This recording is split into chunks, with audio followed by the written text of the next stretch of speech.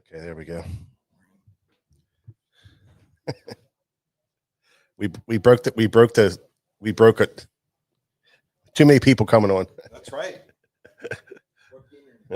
Too many people coming on.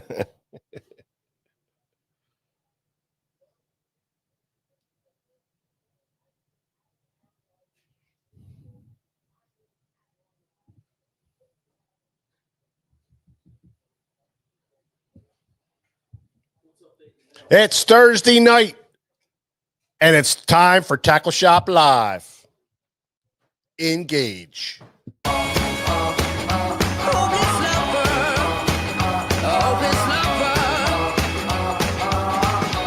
Oh, we broke the internet.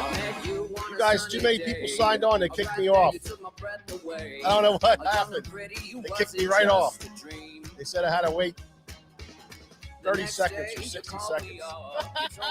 What's up, everybody? We broke the internet. You guys all signed on all at once and broke the internet. Hey, Tim McSee, how are you, buddy? Matt Robbins, how are you, buddy? Crappy Kev, yeah, we're back, baby. Oh, yeah, Nick fixed it. No, it kicked us off. We were, I guess we built it up too quick. I don't know what happened. It kicked us right off. Hey, man, Lime Green Fishing Machine, Matt Weimer. Here we go, baby. East Stacks Fishing, Robert Mills, Lane Graves, Jeremy Macbeth, Johnny Kopp, how are you, buddy?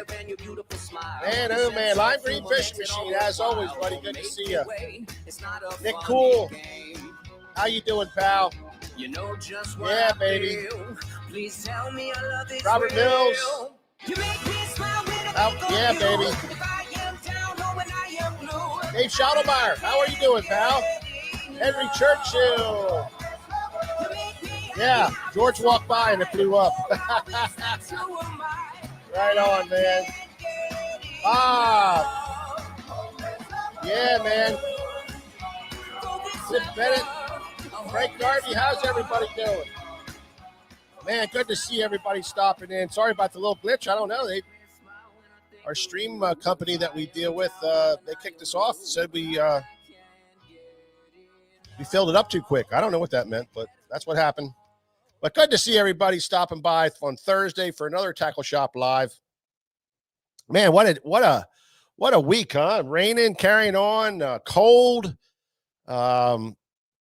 Sunday, George and I were going to go fishing, and we saw the weather was going to be real ugly, and we broke the trolling motor on our boat, and I was telling Nick about it. First thing I said to him was, Nick, we were going to, and the plan was I was going to go up to George's at 6 o'clock in the morning, and then we were going to tear the trolling motor off and put the new trolling motor on. It was going to take an hour and a half. And Nick starts laughing right away. He's like just cracking up. And I'm like, what the heck? I knew right away.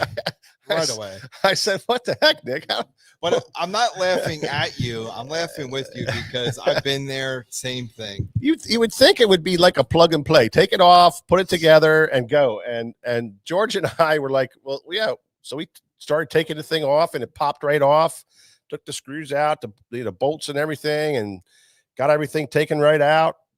Unhooked all the electronics and did all that, and laid it off to the side, and opened up the new box and laid the bracket up there, and whammo, things started going south from there. Yeah, I mean, I literally, that's the third trolling motor you and I have put on that boat. Yeah. And I literally envisioned, an hour, 2 at the most.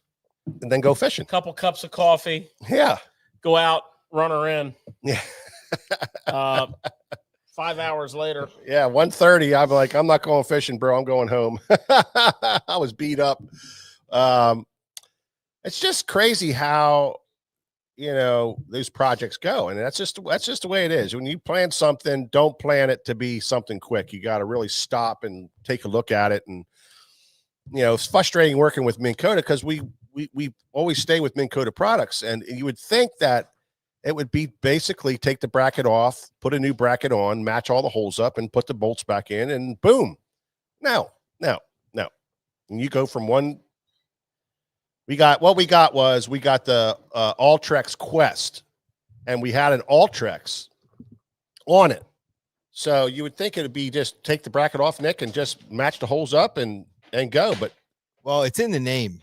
It's a Quest. Yeah, I mean? And we were in a Quest because we had to make all new holes, drill all new holes, lay the bracket out, and all this kind of stuff. And so anyway, it turned into a 5-hour project, but we got it on there looking really nice. We're excited about using it. And that thing has a bunch of features that are really cool. Self-centering feature, and then the self-stowing feature. Those two things alone are going to be like huge. That's going to be like a massive deal. Make things really nice. So we're excited to get that on there and get that thing going. So I know George is fired up to get it out. So probably Saturday after work, we're gonna do a quick evening fishing trip just to see how it runs and make sure everything's running right, and yank on some of them big smallies that are going nuts out there right now. So we're excited about that. So I'll tell you, we are a little over a week away from the SummerSlam tournament sponsored by Shimano, G Loomis, Jackal, and Power Pro. One of the greatest tournaments on the East Coast, if we might say ourselves. And it's our 20-something plus year of doing this, and it is a great tournament. We're filling up. We got a little over 150 people signed up right now, 150 boats. And this is over the weekend. We're going to get a bunch. I know there's a lot of guys coming in to sign up. So if you guys really want to get in and it's something you want to do, make sure you do it. I'm Tackle Shop Live guys. I really want to have in there who want to fish it, because you guys are so loyal to us. So make sure, don't wait till the last minute, because I don't know how fast it's going to fill, but we're at crunch time. And I think by this weekend, it's going to be really, really tight. So you're going to want to sign up and get signed up for it. It's shaping up to be a banging tournament. The weather pattern for next week is going to have that grass kind of explode, and those fish are going to move in it, and they're going to move in it in a big way. These cold fronts that last several days here over the weekend really made fishing tough. So the guys haven't been out there beating up on these fish. So we're going to have a monster tournament down there, and everybody's going to catch giant bags. So it's going to be a great event, and we want you guys to be there. So make sure, if you're thinking about it, you're on the fence, get involved with the SummerSlam tournament, the SFTtackle.com, and the Susquehanna Fish and Tackle tournament, sponsored by Jackal, G Loomis, Shimano, and Power Pro, the greatest companies out there that support you guys. And this is a tournament where your entry fee is a buy-in. So you're going to buy out from those companies $250 worth of equipment, and that equipment is yours. You keep that. So everybody essentially is a winner in this tournament. You win your tackle, you get to keep your tackle. You're not throwing cash out there and not getting anything back for it if you're out of the money. Everybody gets to keep their tackle, and it is a phenomenal event to get involved in. If you don't know the water, don't worry about it. Come on down and fish. You wouldn't believe how many first-timers come down and cash checks in this tournament. Anybody can be lucky. Anybody can be lucky. So make sure, if you're on the fence, to get involved and sign up for this thing. And it is going to be a monster and a fun event. So that is next weekend. May the 17th is the date for the tournament. You can sign up until Friday, next Friday. So next Friday, you can sign up till the close of business on Friday, and then it's off to the races. This year we have a great sponsor. Town Marine is involved, and Town Marine is doing something pretty cool. If you bought a boat from Town Marine in the last 10 years, it doesn't have to be a Skeeter. It doesn't have to be a new boat.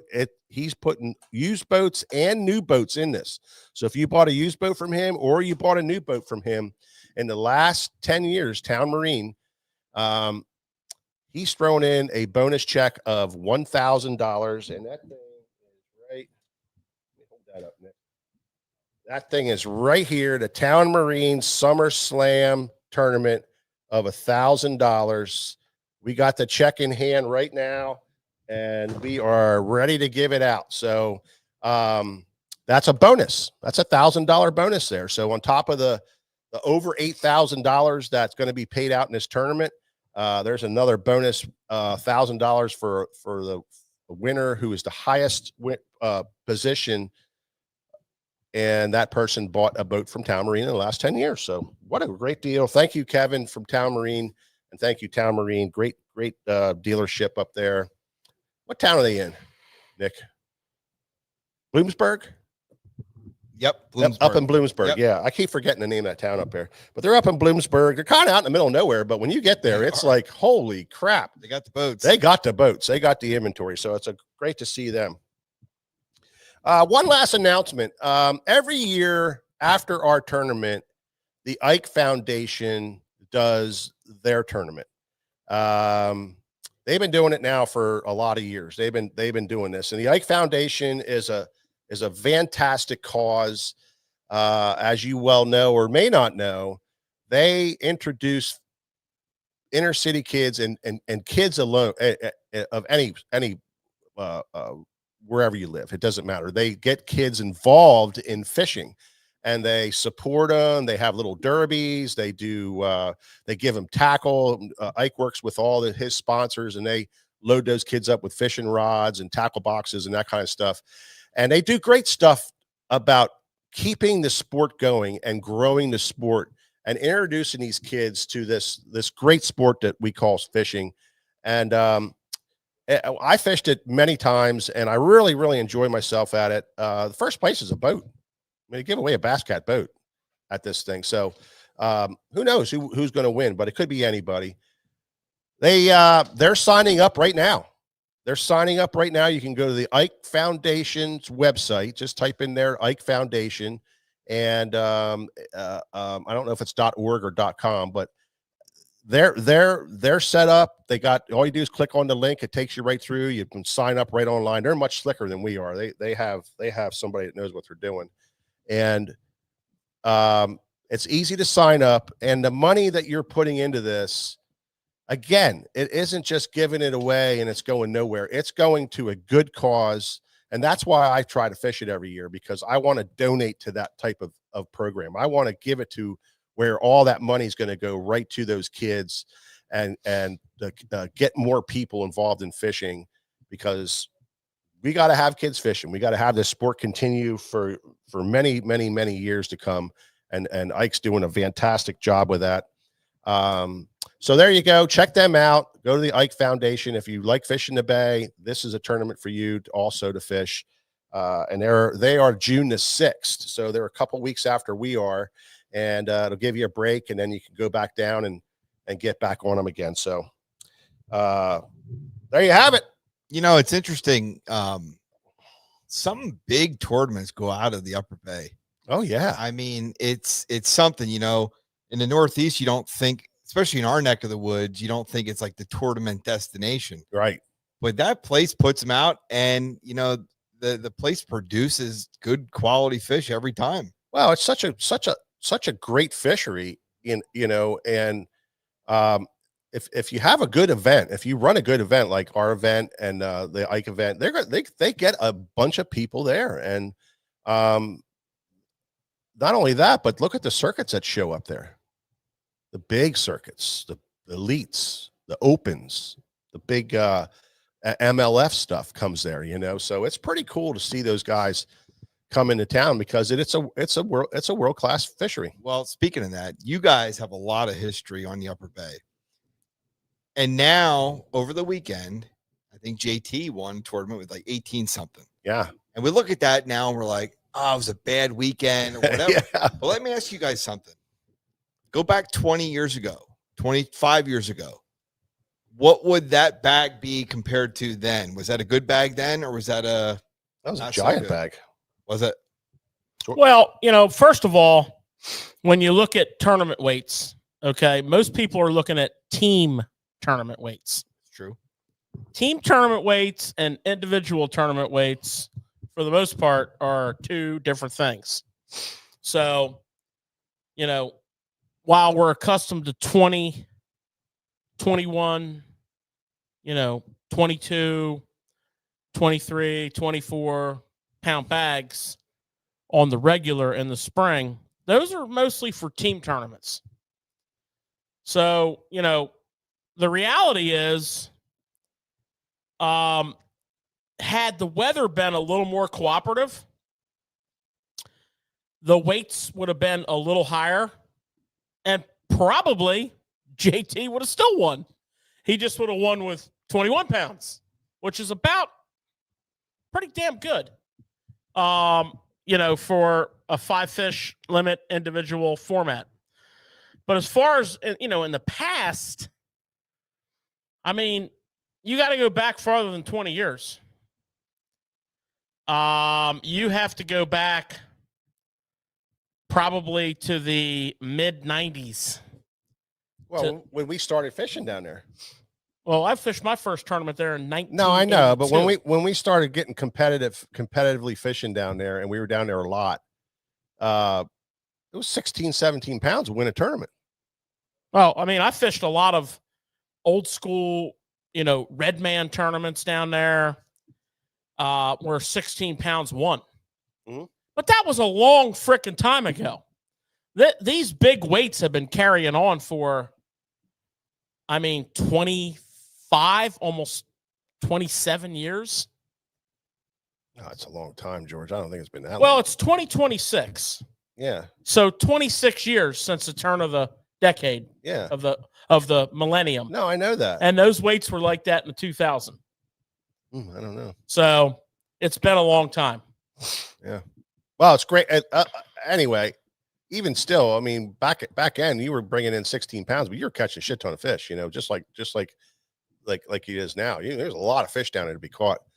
And it's just a special fishery. And we talked about last week how very lucky we are to have it within an hour's drive of here where we're at, to fish a world-class fishery like that, and it makes the Bassmasters, they put it in there as a top 100 in the country. So, and that's a pretty big deal to make that cut, because there's a lot of bodies of water in the United States, that can go on there, and that body of water made it. So it's pretty special to have that real close and have the ability to fish some big tournaments down there. And it seems like it doesn't. The tournaments don't hurt it. The fishery, it keeps getting better. That's pretty cool. Like most big tournament venues in this country, i.e., I watched one today on Lake Murray. Lake Murray, when it was impounded, was the biggest lake in the United States. Yeah. And they fish about 20 tournaments a week on that lake. Maybe 30. They fish a lot, but and it's better than it's. I don't know, been. George. You're talking big giant. I'm things just going here. by the locals that I listen to when I watch these tournaments. Yeah. So look at Trey McKinney. He weighed in 24 pounds today. He caught 9 fish today. That's because that's what he was targeting. Caught 9 fish. I mean, that's what he was targeting. Well, I don't know. I do. I think he would want to catch more than 9 fish. Not if you're targeting the big fish. One other guy that I saw that had a great, he said he had a great day. He caught like 11 fish. And I heard Cliff Prince. What's the guy that Cliff Prince?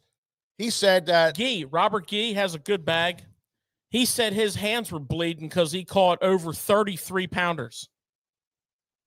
Yeah, so Gee had a good one, but Clifford Prince, who fished it there for years and years and years, he said they're so freaking educated. They're so educated, these fish. And that's what happens. That doesn't mean they're not there. No, I'm not saying that. Smart. They went to school. Yeah. We're going to argue about this forever. Me and you are going to argue about this when Well, we're 89. I go with the science. When we're 90 years old, we're going to be sitting in our rocking chairs or out in a boat, in the back of the boat, and I'll be sitting down with Duncan the worm, and you'll be sitting up front trying to throw a spinnerbait or something. And I'll be saying, "You son of a gun, these guys came here and they killed this body." Where you're going to say, "Nah, they're still here," and there'll be the same argument all the time. Yeah, I go with the science. And the other thing is, about fishing pressure. Don't forget my theory, which I'm pretty sure is right. Yeah. Are you really putting fishing pressure on fish that aren't there? Well, if they're like somewhere else and everybody's fishing over here, what's getting the pressure? They're getting pressure. Tidal water fish. They're getting beat up. Tidal water fish, they're window of opportunity feeders. When everything gets right and the bait is moving properly, they feed heavily. But when it's not, they're not even there. They vacate the premises. They don't go far, but they don't go there. Yeah. So, that fishing pressure, and I've observed this on the Potomac River. I've observed this on the Chesapeake Bay. I've observed this on the James River. That shallow water, tidal water fishery, there's windows of opportunity, and that's the only time those fish are there. After that, they move. They go and suspend over here. They go whatever over there. Yeah. They don't just say, "Well, that's it. Not eating now." I'm not saying that. I'm saying I'm not saying you are. I'm just telling you my theory. Well, I don't agree with that. I think these fish get beat up so bad that makes things a lot tougher and harder to catch them. And my point is, yeah. And you're going to say, "Oh yeah, but look what you're catching. Look at the Thousand Islands, how it was 10 years ago before, it really got super popular." It was just a different fishery. The fish were different. They were easier to catch. And you hear those guys say it. They were just easy to catch. You threw something towards it and they swam over there and ate it. Even if you missed the target, they swam over there. Now they don't. They're really smart fish. And I'm not saying it hurts the fishery as far as the number of fish, but it hurts the fishery as in how good it is. Another one was that Choke Canyon. Well, that's why Tackle Shop Live's here. Yeah, I know. We're going to teach you how to catch fish that, we got pay ponds. If you don't like going to the Thousand Islands and working for your fish, there are pay lakes where you can go, and every freaking cast you catch the stud. Yeah. And you rip them out of the water. They don't let you throw them back. You got to kill them.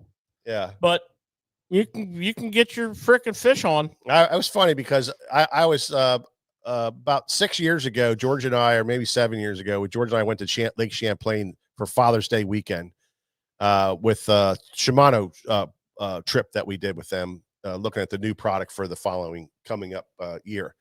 And those fish were so freaking stupid. They were on beds, and you'd throw out there with a swim bait, and they spawn deep, like 10, 12 feet of water they spawn in, and they would swim off the bottom in 12 foot of water and come all the way up to within 4 feet of the surface and eat your bait. They would just, and I'm going, what in the hell? He says, what? And I was talking to a guy who lived there, and he's like, yeah, they're dumb. They're stupid. You just get near them, they eat it.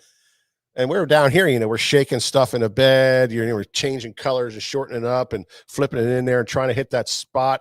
Well, those fish, been beat up 1,000 times. Maybe you are. I can't see them down here. Yeah, you can't. Well, you can't, but I can't.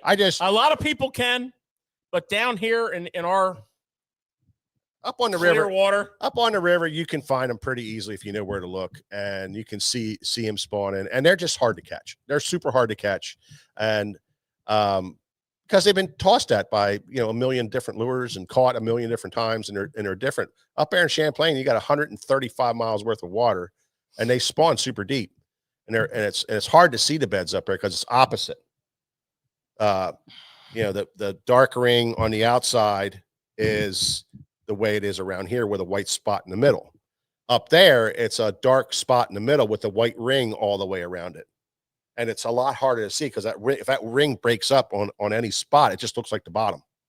But the guy that we were with, he really showed us and talked to us and started pointing them out. And by about the third or fourth one he pointed out, that's when I kind of started to see him some. But anyway, I don't know how we got off on that, but Fishing pressure. Yeah, fishing pressure. All right, let's get this show rolling, man. This is a tackle shop. We love fishing tackle, and this is our favorite segment. We call this Tackle Talk.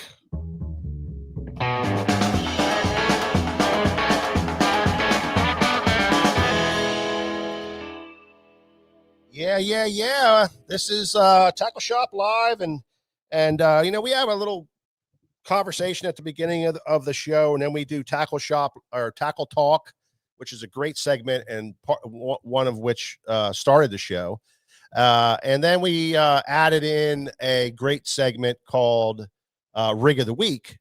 And we talk about a rig and that spawns off some conversation. And then the last part of our show is usually talking about the tournaments and what we can learn from a tournament and any kind of tournament information that is important. We like to try to talk about, and we kind of try to learn off of those tournaments. So that's what you have coming up here in the last part of the show. But this is our favorite part, and this is what really started Tackle Shop Live, and that is talking tackle. And George, what do you have new, hot, and exciting in the world of tackle?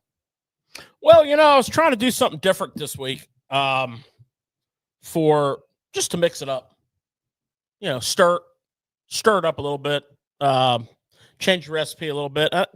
Not necessarily going to talk too much new, but I'm going to talk a theme here. I'm going to talk a theme. It's one of the things that we mention a lot, especially in the spring. Yeah. And that's wake baits. And I thought it would be fun or interesting to pick like 5 or 6 of our favorite wake baits and chop them up a little bit. Because not all wake baits are created equal. But these wake baits have proven themselves time and time again. And, we're going to get into the nitty gritty with them. Mm-hmm. But I need some assistance here. Okay. I need one of them, and I need one of them over there and over there. Okay, so, I don't know if you guys are all into the wake bait world, or maybe you've dabbled in it. You don't really. It's super powerful, right? It's a spring, summer. That I would say as far as like, the most impactful times for it, spring and summer. The middle of the spawn to the end of the spawn, into the post spawn, and then summer. Those are prime times for wake baits. And that's the order I rate them in too. And I've been throwing them for many, many years. I remember when I first started fishing wake baits, it was a couple of different baits, but one of them was a Bill Norman. And I can't remember the name of it, but it was like a wake end, or it wasn't called a wake end, but it was a big rounded Bill Norman. And I was a big Bill Norman guy back then. And this thing was a wake bait. And, I was using it over top of grass flats where fish were in all phases of the spawn. Now, again, I couldn't really see, the water was dingy or whatever. I actually remember the day pretty vividly, and it was many years ago, but I was on the Potomac River. I was pre-fishing for a tournament. And I thought, I need something that I can like locate areas where these fish are spawning.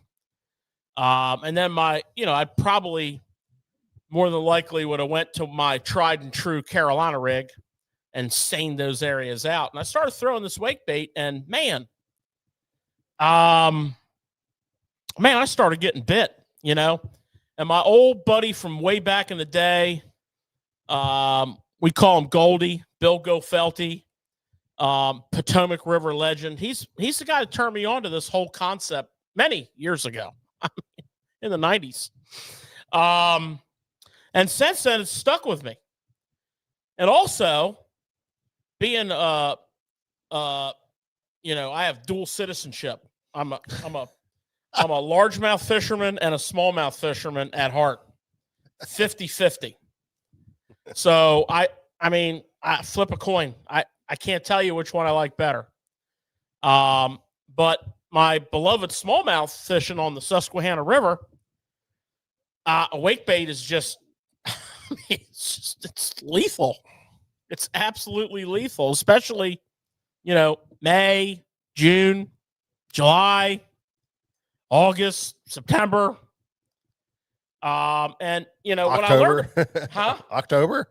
Yeah, I know, but by then I'm focusing heavy on other topwaters. Well, then we're throwing the big wakers, the big giant wakers. Yeah, true. So I thought it'd be fun to talk about some wake baits, both new and old.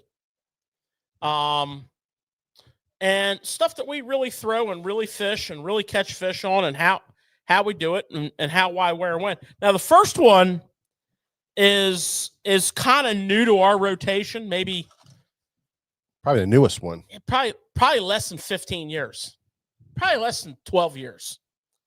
And it's a mega bass. And it's kind of hard to come by. Sometimes we have none in stock. Sometimes we have some in stock. A little while ago, we had bunches of them. A world record stock, but it's called an ORC, and that stands for over rev crank. And essentially, it's a wake bait. Beautiful wake bait. Yeah, and it is as you would expect from megabass, you can burn this thing. Yeah. I mean, you can't just get crazy with it. I mean, all surface lures will blow out, but you can rip this thing. You really can. You can cast this thing. Yeah. Nick, you ever have any experience with this? Well, that's my new favorite. Uh-huh. Bait. I think that thing goes so Here's good. how it goes down. Yeah, I mean, I turn Nick onto something, right? And then Nick goes out and becomes a master of it. I mean, as soon as you said something about it the first time, like, oh, now you envision things. Yeah. That's what happened. Oh yeah, that thing is money. History. But that thing's money. Yeah. And I'm going to be honest with you guys. I was a little pressed for time this morning with other things going on. I normally will jump in the boat and grab a box and get all these baits out and break them down. We're gonna do a little bit of that, but I didn't bring any baits in, so these are scarce enough that normally I don't mind sacrificing one because it'll end up in my box. But yeah, I actually have a we have a good selection. Good selection of them. So that is and let's talk about this, guys, as we're going through this lineup. And this is a short lineup. Here's what you got to look forward to. Up to 5 different wake baits. We might not get to them all. You don't know. Take a lot of liberties on this show. Sometimes we go here. Sometimes we go there. Yeah. Sometimes we just, call an audible. Yeah, just screw things up. We call it an RPO. Run pass option. But guys, I like to throw a wake bait. Now, back in the day, we didn't have braid. I threw them on mono. But I like to throw a wake bait on braid. Okay? Now, in the pre-meeting, Nick was making a strong argument for a discussion online. Not online, but online. Okay? He was making a very strong argument for it. And to be quite honest with you, I scratched out my notes because I liked it. And we'll probably do it maybe another weekend. Yeah. I mean, another week. But some of Nick's points are overlooked by many, understood by a few. And it's what line you use with a bait changes the whole bait. You know, if you're throwing your wake baits on fluorocarbon and wondering why they don't wake as good as our wake baits do, Yeah. your line is sinking. You know, we've all been there, guys, where we tie a popper on a rod. Yeah, forget what and line we it's might on not we might not see as good as we used to. And the little stickers that we put on the reels with the line on them, we might not even pay attention to that. Yeah. We might be in a hurry. We might have fish schooling. Yeah. You might grab a 7-foot medium heavy and put a jerkbait on it. Hey, we might pull up on a school of fish in the morning of a tournament after blast off with no rods out of the rod locker and 2.5 and 3 pounders just frothing. I mean, we might do that. We might. You know, and the following 20-minute discussion is interesting. Yeah. You could be a fly on that wall. But anyways, I digress. Guys, I want to go around our group like we do all the time. And I want to just say, you know, what do you like in line? And if you like, I'll lead off. Because I think my line choice is this just for wake baits? For wake baits. Yeah. I like to throw my wake baits on 50-pound braid. I like the diameter of 50-pound braid. That's about a 12-pound test diameter. I like the fact that it floats. I don't throw my wake baits on a heavy powered rod. At the most, I throw them on a medium heavy rod, and a lot of them, like the ORC, I throw on a medium fast taper graphite rod with 50-pound braid. It's the same rod that I'll throw most of my topwaters on. That's me. What about you, Mike? Well, I mean, I do a lot with the braid, but I don't rule out a good copolymer, like a 12-pound copolymer. I do fish, certain baits on copolymer on, that have to stay on top, certain poppers and stuff like that. I'll fish on a copolymer. Back in the day, I fished monofilament, and I fished lots of it. And that's all I ever used for wake baits and top waters. Mike, so I just got to say this for many people that are listening right now or watching. Yeah. They're unfamiliar with copolymer. Yeah. What exactly are you talking about?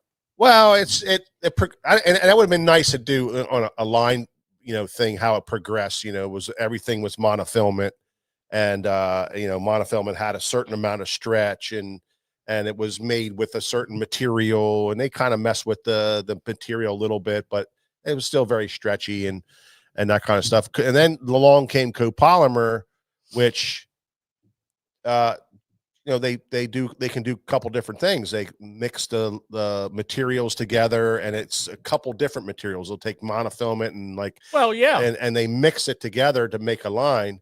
And then also along those lines became coated lines, like fluorocarbon coated lines, like P line fluorocarbon coated lines, which fall in the range of those copolymers. They put a slight coating on the outside of fluorocarbon to get some of those attributes of what fluorocarbon is, the little bit lower stretch. And then what copolymer does is it gave you a little less stretch. It was a big deal when that stuff came out. It was a big freaking deal. I mean, when we had mono, you had some monos were limper, but it's easy to make a monofilament limp. Just add a bunch of stretch to it. Yeah. Yeah. And literally, the average mono has a 17% stretch. Yeah. So, if you're good with math and numbers, if you have 100 feet of mono out and I'm on one end of it and you're on the other end of it, it will stretch 17 feet. Yeah. It's a lot of stretch. But then they had monofilaments like for instance, the Trilene XL, which is the extra limp. Which And then they came out with the Trilene XT, which is the extra tough, which had less stretch but a lot more memory. Excellent. And it had more abrasion resistance. But as soon as you change something, something happens to it. And then all the companies did that. They all had these different lines, and it was. Well, the beauty of a good copolymer, Mike, is the companies that can get that blend right. You're right. And essentially, if you look at the really good copolymers on the market, and we're going to miss some, but you know, we're going to give you our opinion of fishing copolymer since there has been copolymer. And I mean, we have no current connections to these companies at all. Yeah. No affiliations to them at all. It's just kind of what we started with. We sell their product because it's a good product. And Mike knows what I'm going to say. I'm going to name off 2 copolymers that are exceptional. Yeah. One of them is Gamma. Yep. I agree. Which is a Pennsylvania-based company. Yep. And the other one is another Pennsylvania-based company called High Seas. Both of those companies have a great copolymer. Now, the High Seas is fluorocarbon coated. You will catch a little bit of sink, but to be really honest with you, like a P-line fluorocarbon coated and a High Seas Grand Slam fluorocarbon coated, the fluorocarbon coating is they literally run the line through a bath. Yeah. Literally, they're not trying to hide anything. Yeah. It does have a fluorocarbon coating to help with clarity, but it's like 1/1000th of an inch thick. Yeah. It's really the human hair is 3/1000ths of an inch thick. Yeah, it's really super thin. So the line still floats. Yeah, but it changes the quality of the line. It certainly does. And it makes it do something different. And that was the idea behind copolymer, was to fix some of the problems that monofilament had, which was stretch and some memory problems. And so they started blending things together, like, oh, I really like that. It does this, and I really like this. This does that. And but there were some problems with that stuff, you know, like knot strength. If you tied a knot, I remember when it first came out, we were tying these knots like we normally tie knots, and we were breaking fish off all the time. Now all of a sudden you started to realize what heat did to the line, you know, because of those properties in that line couldn't take that heat when you cinched your knot down. So, you know, then along came the polymer knot. We started using the polymer not a lot more than to tie as a substitute knot, because our other knots were just burning the line all up. Well, that's pretty cool, because you don't ever hear copolymers much when you talk about lines. So I thought that was to this day, George and I fish copolymer to this day. We fish Gamma copolymer and High Seas copolymer, and we have it on several of our rigs for different types of things that we do. And Topwater is one of them. You know, it's a big deal for that, you know, and that's one thing that we like, that I like for it is some Topwater and wake baiting and that kind of thing. Cool. Yeah. And George and Mike, my answer to this question is going to be, I'm going to echo what you said, George, with the 50-pound braid, but I will use 30-pound braid in a pinch if I have to. If it's on a rod, I'm okay with it. But there is a lot to be said for that 50-pound braid. I really like the 50. An experience I had, interesting experience that I had, and I want to say it was 2 or 3 years ago. I was spooling a reel up here at the shop as we were leaving to go fishing after work, and people were out in the parking lot, you know, beeping horns and, you know, just generally being rude. And I was in a hurry, and my 50-pound bulk spool was almost empty, and I didn't want to run back and get another one. So I thought, you know what? I put 40 on. And I really didn't give it much thought, but the 40 is very close to the 50. And that night, all I threw was a pop R, splash it. And my casting accuracy was incredible. The performance of the bait was incredible. And I kind of thought, well, you know what? I'm going to leave this on the rest of the year. And, of course, I threw my walking baits on there. I threw my wake baits on that same rod. So, yeah, 40, 50. Here's an interesting thing about bait casting reels and braid. I wouldn't go below 30 on a bait casting reel ever, unless it was like a BFS reel. But like a standard bait casting reel, I would never. 30 is my bottom line on a bait casting reel for braid. Again, that's an 8-pound test diameter. I'm never spooling my bait casting rods with 8-pound test for any reason whatsoever. So, I always think of braid as in diameter. Well, and George, it's a great point because the 50-pound braid, eventually your braid will start to hold water. I mean, it just will. But 50-pound braid is going to take a lot longer than 30 will. Yeah. And 65 will take a lot longer than, but I think 65 gets to that point where it starts to get less limp, and 50-pound really works. Yeah, well. like I'm not throwing a Pop R or a Giant Dog X on 65. That's too much. Yep. 50? 40? Perfect. Absolutely perfect from many different standpoints. And don't knock it until you try it on your wake baits. Speaking of which, boys, the next wake bait up in our draft is a fairly new wake bait. But it's so close to an old school favorite. It looks the same. It almost acts the same, but it truly wakes. And that is and I believe we talked about this on the show when it first came out, but it's proven itself. It's the Spro Zero Swimmer. This is a legit wake bait. Now it's not a big bait. It's a 100 millimeter. So it's a little smaller than, say, a Vision 110 lengthwise. It's got number 4 round bend gummies. Again, how do you beat buying a bait, taking it out of a pack, and it's already got the gummies on it? How do you beat that? You don't beat that.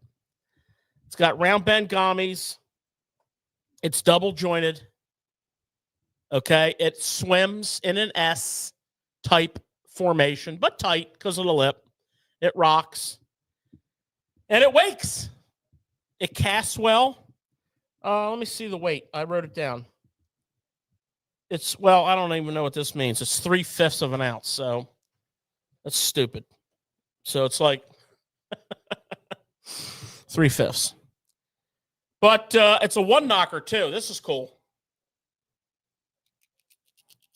Can't really hear it on this mic.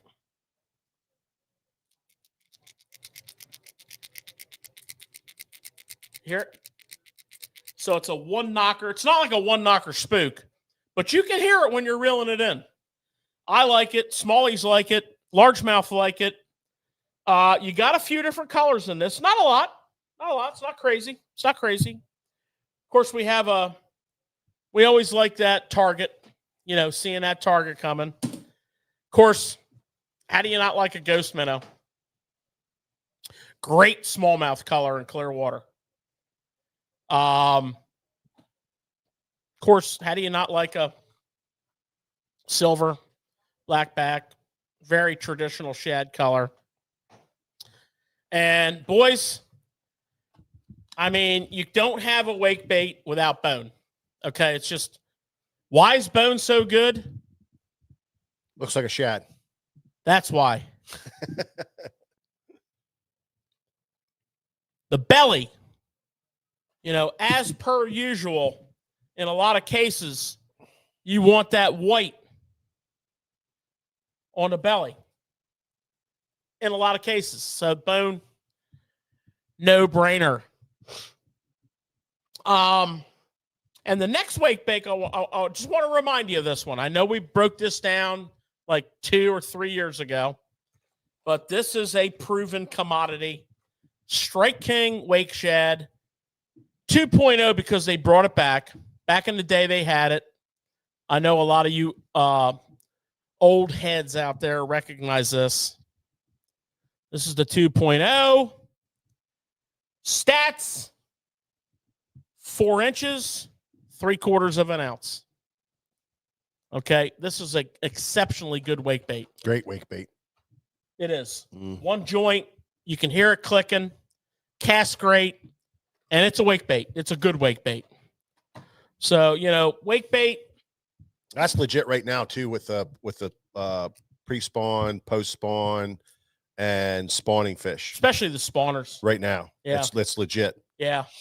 Big time. Now, the next couple wake baits, I'm just going to kind of flash through. Okay, I'm not going to get crazy on these things. But a lot of people do not throw these. Let me say, most people do not throw these. And they are rats.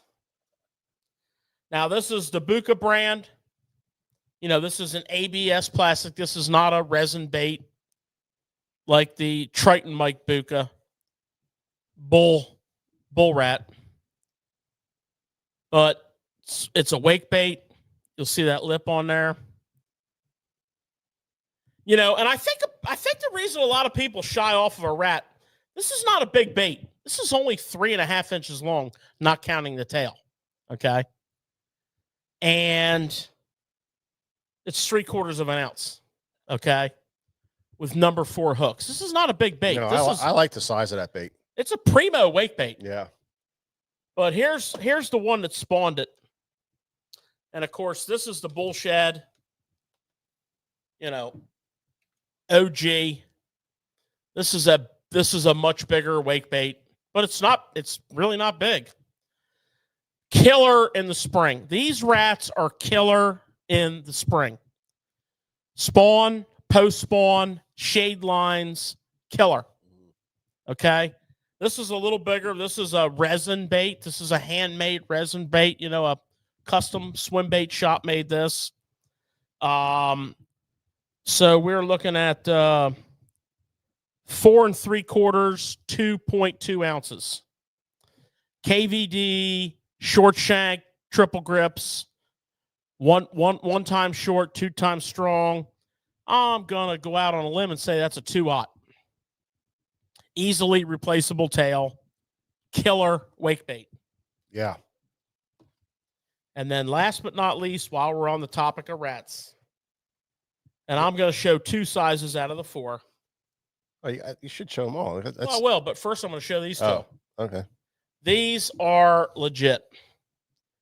This is the Spro, the BBZ rat from back in the day. These came out in the 2007, 2008 time period. They're not new. They're good. Okay, this is a 30 size. This is a 40 size. These are the 2 most common sizes, okay? And they wake the surface. So 30 is, let me get my notes here, 6 1/4. That's counting the tail, obviously, so it's not 6 1/4. It is probably 4 inch. Yeah, 3.5. Half ounce, $35.99. The 40 is 7.5. That's counting the tail. Okay. Without the tail, it's probably 4.5. And 1 ounce, $42.99. These are primo. These will catch your bass really, really good. These are primo wake baits. Now, this right here, so that you're not disappointed, this 25, this will wake, but not if you reel it too fast. Okay, this will go under the water like a baby 1-. But if you reel it a little slower with your rod tip high, it wakes. Transparency. And then for you trophy hunters, the 50, which is 2 1/4 ounces, 5 1/4 inches, body. And I get a lot of comments about this, right? I get a lot of comments about this bait being so big. This is 5 1/4 inch body. Okay, it looks a lot bigger with a tail on it. A Zara Super Spook. A Super Spook is 5 inches. This is, I mean, there's not a huge difference in size. Any bass you're fishing for will eat that. Now, personally, I'm just bringing my 2 cents in here, fellas. You can tell me what you want to, but I'm a 30 and a 40 guy, and if I'm only buying one, I'm buying that 40 all day long. Good question here. What colors, if you had to pick one, what would be your mainstay color? Well, again, going with the white belly, that's a big thing for me. I will tell you this. A good friend of mine who showed me the power of this on River Smallmouth only fishes the Morning Dawn color. Yeah, which is really super bright. Which has got pink and purple with a chartreuse tail. Yeah, I seen that thing in action. I fished with him more than one occasion. Now, this is for River Smallmouth, but I'm sure it works well on largemouth. That's the only color the man owns. Take that for what it's worth. I'm all about the white, the light to white belly. So both of these have it. This is obviously the gray. And this is the brown. I think it's called brown. And they both have the right color belly. So you go brown, you go gray, or you go Morning Dawn. Had another interesting question about that Spro wake bait as being how close is that to the Mikey? Well, it's very close. Yeah. Like they literally copied the Mikey, but the Mikey will dive. When you rod tip down the Mikey, it does dive, 7, 8, 9 inches. This does not. I mean, you could probably make it dive. Mm-hmm. Put your rod tip in the water and reel like hell. Yeah. The Mikey, you can rock on top with a rod up, but it will dive on a normal rod position. One of the things that you said, George, that I think so critical with wake bait is your rod angle. Oh, yeah. So many guys put on a wake bait, have their rod tip down like you're throwing a crankbait, and they wonder why their bait's not waking. Absolutely. Well, you're setting yourself up for fail. Yeah. So I think you want to keep your rod tip. Always start your cast out with your rod real high. Yeah. And then as you come in, you just rock it and roll it. You just roll that rod tip slowly down as you get closer to the boat. And that'll just keep that thing and that's a very good point. Right on the surface. That's a very good point. That rod position on a wake bait or a buzz bait. Yeah. Is anything at the surface. High rod at the end of the cast. All this. And then that transition to that low rod. Yeah. Very, very good. And by low, we mean almost parallel to the water. Yeah, parallel. Yeah. Very, very good. Very, very good. Okay. So that's going to be the little breakdown on wake baits. I don't know. Good stuff. I thought it was fun. Yeah. Now, I do have an interesting reel to bring up again. And I can promise you we talked about this when it came out, but I've had so many people looking for mid-sized swim bait reels. One of the things about throwing a glide bait or other swim baits of that size, say 2-3 ounces, is a lot of times what we want to do is we want to make short, accurate roll casts to laydowns, boat docks, what have you, seawalls, what have you, even grass. Mm-hmm. And, we're looking to do it with a little less rod. Mm-hmm. Something that's comfortable to roll cast with. So like 7.6 to 7.8. Let's just pick those numbers. And a little less reel than a traditional like 300 size reel. And there's not many of them. No.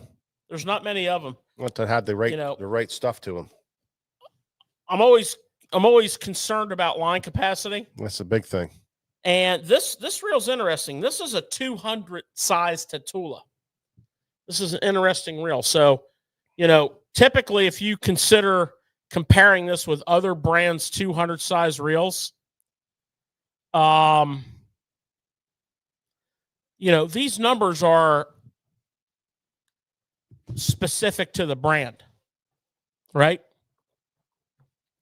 These numbers are specific to the brand.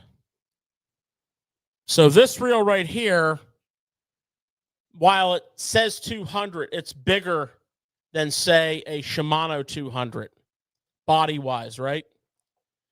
But the spool capacity and the frame, this is a palmable, very comfortable palmable reel.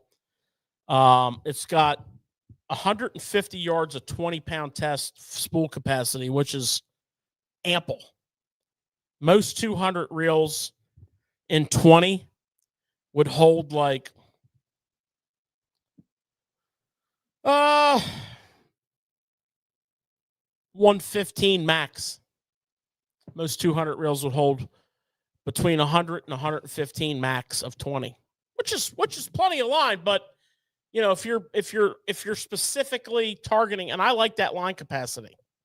You know, I like this size handle, right? Yeah, it's funny because it's kind of like somebody said, well, I could get a Corrado 200. It's not the same size. It's different. It's a little bit bigger.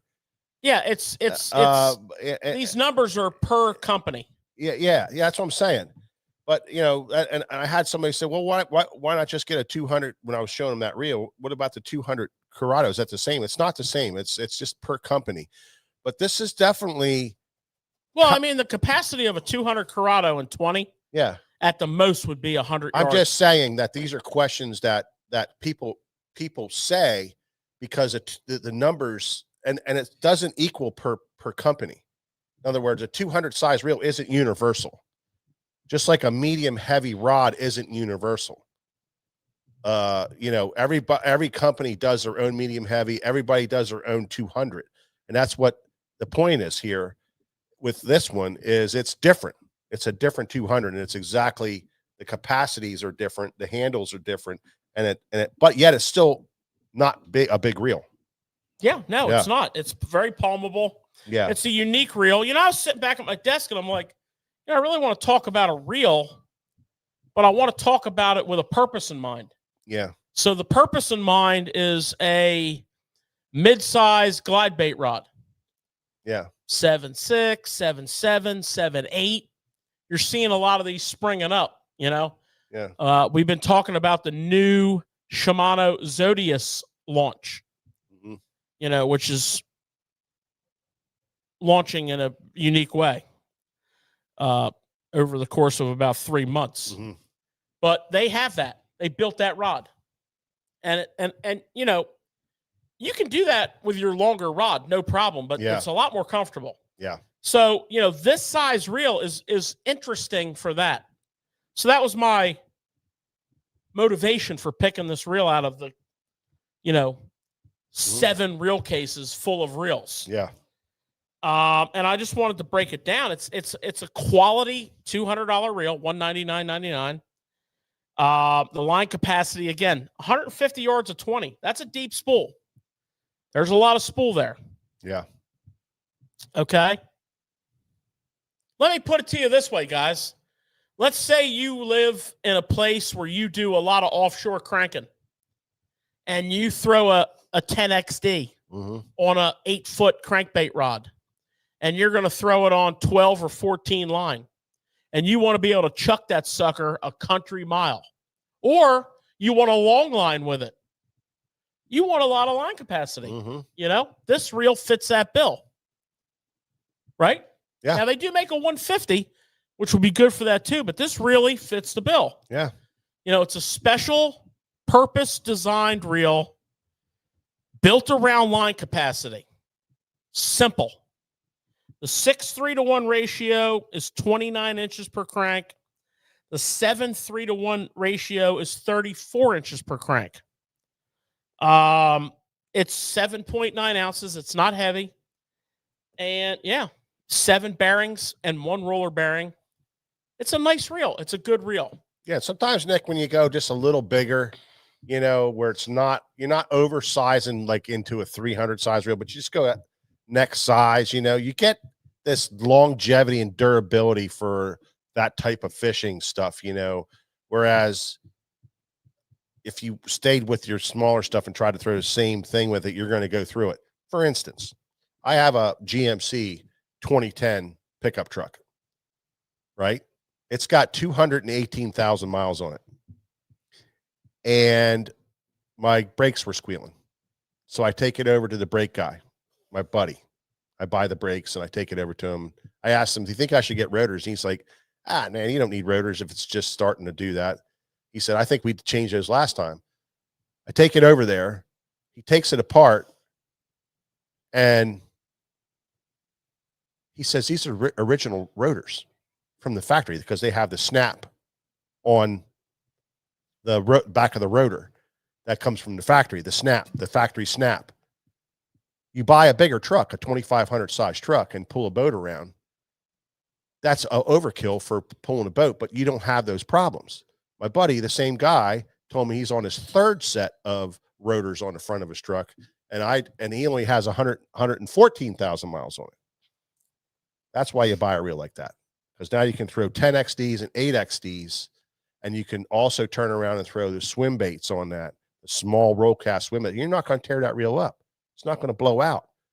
You're not going to have line issues. You got the big handle for the power, just like my big 6.0 liter engine that you find in the GMC 2010 2500. Just saying.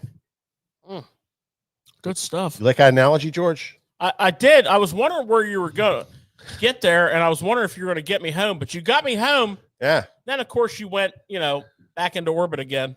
Yeah, it was well done. I couldn't believe they were original rotors. I couldn't believe it. I was dumbfounded. Oh my God. I did put new rotors on though, by the way. Oh, that's good. Sleep better tonight. Okay. Alrighty then. Well, boys, I don't know. If you guys had a chance to watch the tournament today. I know I did. I tuned in at 8:00 in the morning as soon as it came on, and I tuned out as soon as it went off.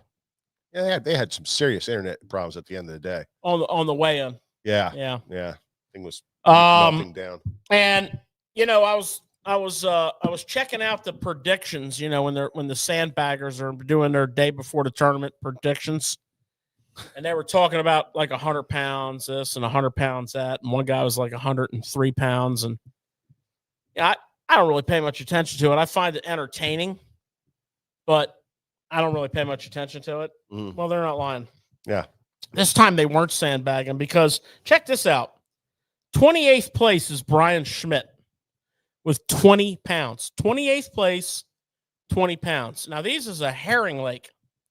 That's amazing. With a herring spawning. Now, there is a good population of largemouth in this lake, but they're catching a bunch of spots still. Some big giant freaking hammer largemouth. Super, super cool tournament. And it's a herring spawn. So herring, are a member of the shad family, and they're stocked in these lakes for forage. And now they're in their spawning phase. The water temperature got to whatever it is they like, and probably in the high 60s, low 70s. And, they're spawning. They spawn at night. And it lasts into the morning hours until the sun kind of gets cooking. Well, they got overcast this week, so it's lasting. And if you watch this camera footage closely, you'll see. Like I watched Patrick Waters this morning, man, reeling his lure. He could wear a reel out just reeling his lure in. Grab another rod, make a cast, hook up, biggin. Yeah. So. Here's my takeaway. You better be a damn good fluke fisherman if you're going to herring lakes. Another observation. Not new, but worth mentioning. Match to hatch? I don't think so. The number one color that I saw being used on flukes today was chartreuse pearl. Yeah. Which in the Strike King coffee shed, they call it siren. Now that's about as opposite of the color of a herring as you can get. Yeah. And, if you've ever fished on a lake with insane populations of shad, of any kind of shad, gizzards, threadfins, herring, you don't want to match the hatch. there's a big giant ass school of them getting hammered. You want your bait to look wounded, lagging behind, different. You know,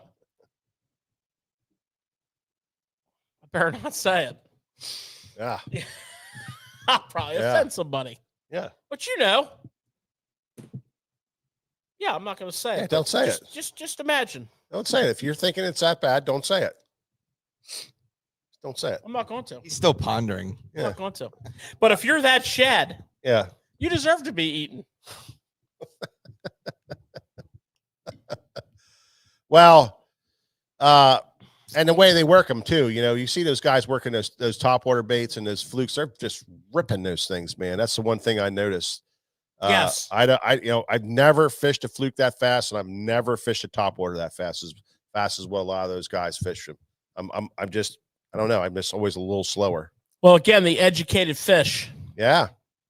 I've never fished Lake Murray. But the water clarity is pretty good. So these fish have a chance to look at stuff. So that's why they're fishing so fast, is my theory. Yeah. I will say this. You know, I've always been, and I know you guys are too. I know, especially you, Mike. I've always been a diehard advocate for the super fluke. Just like it's in my blood. I mean, if I was a fishing tournaments, my jersey would have a picture of a super fluke right here as my main sponsor. And not because they're paying me anything. I would just put that on there. You know, you see these tournament jerseys with 19 different line company logos on them. You know, dude's not getting paid by 19 different line companies. He's just happy. Well, I'd be happy too. My right here, be a big picture of a super fluke. And what I've learned watching the elites over the years, for example, last year, my takeaway on the fluke was from Trey McKinney and his buddy from South Carolina that I think he rooms with him. Little feller. Oh, yeah. Emil Wagner. No. Yeah, I know who you With the big feet? No. Whatever. Their retrieve and their way they work the fluke is cast it out and reel it in. No rod twitches, no nothing. Cast it out, reel it in. Just straight wind it like a swim bait. And I saw a lot of guys doing that today. You know, and the other thing we learned on that, and you guys can learn so much on these tournaments. The other thing we learned was the round bend hook, which, you know, the VMC swivel eye hook that we have been talking about. Yeah, we showed that last week. You know, that's a round bend hook. I'm going to get on that this year. Grab that one we got rigged up back there. It's a round bend hook, offset shank. Now, I got to tell you, prior to watching these elites, I mean, you couldn't tell me, because I'm a little bullheaded, that you're going to do better than an EWG. Well, guess what? Turns out you do with the round bend. One of the best fluke fishermen that I fish with is a good friend of ours who also guides for the shop. And him and his dad are nose hookers. They will only nose hook a fluke, right? And their hookup ratio is great. You know, but there's the round bend. You know, and it's just, if you look at it, you know, it's just set up. It's poised to do work. You can see that upward angle of that hook. That hook is just naturally pointing at a slightly upward angle. And you can just see that pull line. This is all in one plane. Everybody I saw today was Texas rigging with round bends. Yeah. This is, I mean, this, you know. I didn't see anybody nose hooking today. I'm not saying nobody did, but I learned. I didn't see anybody nose hooking. I learned. Of course, last week's rig of the week was the stinger hook with the little stopper. And that's for when they're really being pricks on these herring lakes. And we got a little something for you.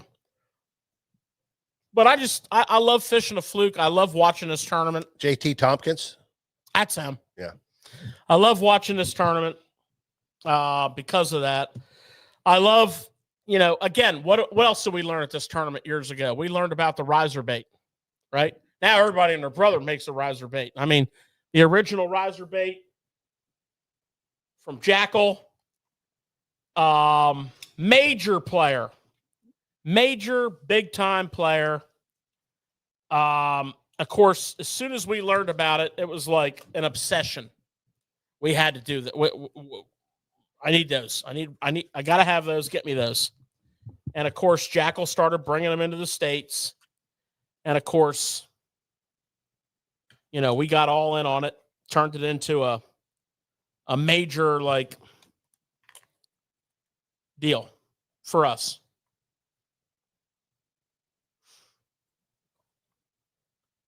And of course, getting it out of the pack, sometimes you just got to rip. But the riser bait, cannot say enough about this bait. That lip. Now, the riser bait sinks.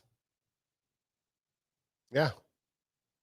But as soon as you start winding it, it pops up on the surface, and it looks like a little Zara Spook puppy coming back at you.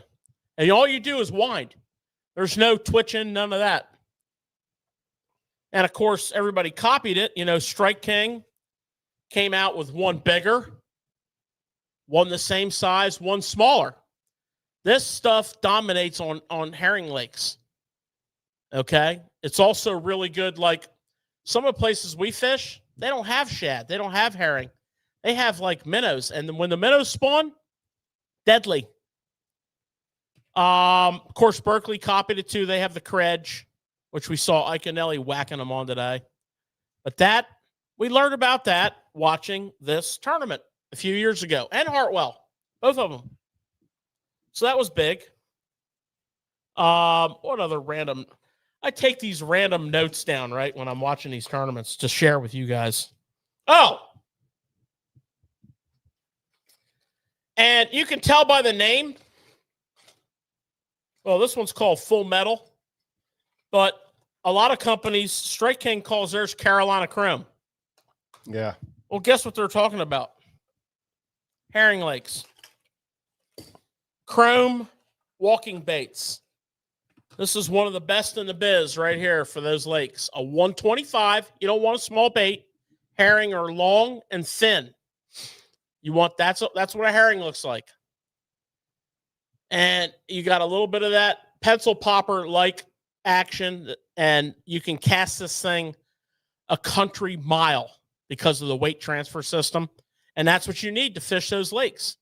This color is stocked in every brand of topwater for those lakes. Herring lakes. That tells you something. Mm-hmm. Yeah. Who makes that one? This is a Evergreen Shower Blow 125. But Three you're right, hooks. They all have them. 3 hooks is preferred because a lot of those fish swat at them. The other one you're missing is the Sabille Magic Swimmer. I didn't even go there. Magic Swimmer one. Which is now a Berkeley. Right. Magic Swimmer. I don't even know if they call it a Magic Swimmer. I don't even know what they call it.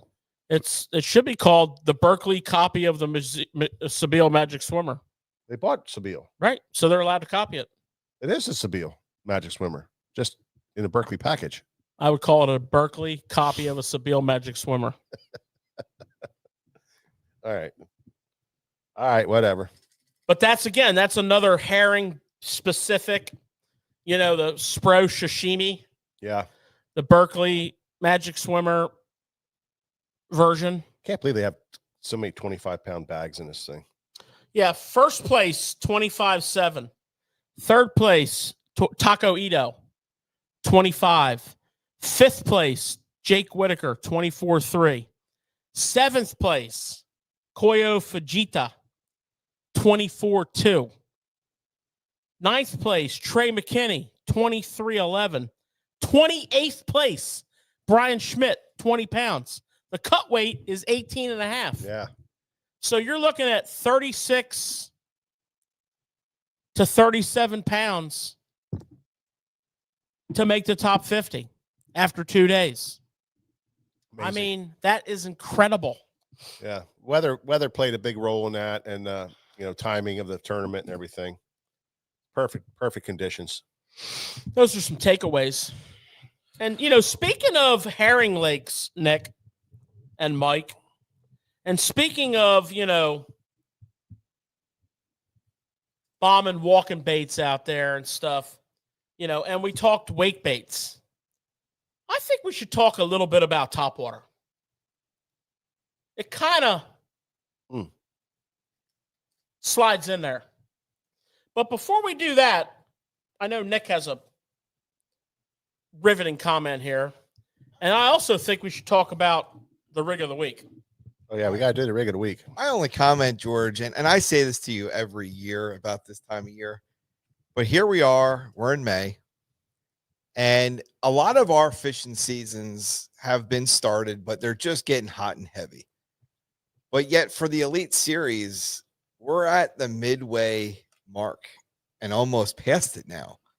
Tomorrow is exactly the halfway point. So, what do you feel like every year I ask you, what are you seeing this year that makes you feel a little bit differently than maybe years prior? And, do you like that we're at the halfway point in May or at the beginning of May? No. I think the halfway point should be right before Christmas. That should be the first half of the year. The second half of the year should be right after New Year's Eve. I agree with you. And I bet you a lot of those guys would agree with us too, because how do you think they make their money? Fishing tournaments. Be on the road. I mean, obviously we are fans. You guys are. I'm pointing at the computer screen. You guys are fans. We're fans, or else you probably wouldn't be watching the show, and we probably wouldn't be doing it. We're just, we love the bass fish, but there's something about that tournament aspect. It's to me, it's as much fun as football. I tend to like my football a little bit. So, to see it come to the halfway point tomorrow at the end of weigh-in, that's halfway. Now obviously we have other outlets. We have the Bass Pro Tour. We have the NPFL. Okay. Which is a fantastic tour. Yeah. And they're going to go longer. Yeah. And, so we're going to see, and we also love the variety. This is a herring spawn. Well, we don't live in South Carolina. We don't really see too many herring spawns. We see one on the Chesapeake Bay, but it ain't nothing like this at all. Yeah.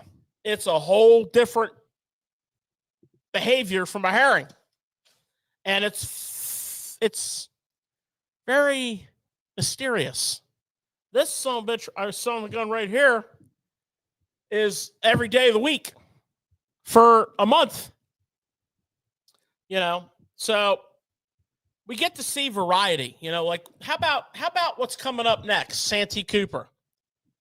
And I'll tell you right now, everybody's thinking flipping pigs, 100-pound, no problem, 25-pound, 30-pound sacks. Well, in the words of Lee Corso, not so fast, my friends. Yeah, I mean, Santee has changed. Yeah. The grass is prolific. And if I may ask, what does grass do to the water? Cleans it up. It sure does, Bubba. Yeah. And guess what? When the water's clear, you got to fish different. Yeah. Again, watch Lake Murray and watch what these guys are doing. Yeah. They look like they're trying to win a long-distance surf casting contest every time they throw. Well, this tournament here, if anybody that was in the top 10 today came to that weigh-in thinking, I'm probably going to be top 3. If you came in with 24 pounds and you're in third or fourth? Yeah. Fourth. Like, what do I got to do to be leading this tournament? Yeah. because that's not going to be easy to duplicate that bag tomorrow. No. If you came in with 18.5 pounds I'd be stoked, man. You're like, yeah. Well, you got the old boat coming in. They said last year the cut line was 14 pounds. So they went into this tournament thinking yeah like that. And you get done with the weigh-in and you're sitting in your boat re-rigging your rods like, I'm in 50th place. And I had a day that I was so happy I was almost crying. It turns out I suck. I'm in big trouble. I need to change up. I'm sorry. That is the yin and the yang of professional bass fishing right there. So, okay, perfect for both of you. You were pre-fishing for this tournament, and you got on 16, 18 pounds a day because you thought that was going to do. You didn't know. You know it was going to win a tournament, but you knew it was going to get you a check. Yeah. Now, all of a sudden, you go after day one, you come in with 17 pounds, 18 pounds, and you're going, I may not even cash a check. Right. What kind of changes can you make today for tomorrow? Yeah, scrap everything that you're doing and go start all over. Yeah.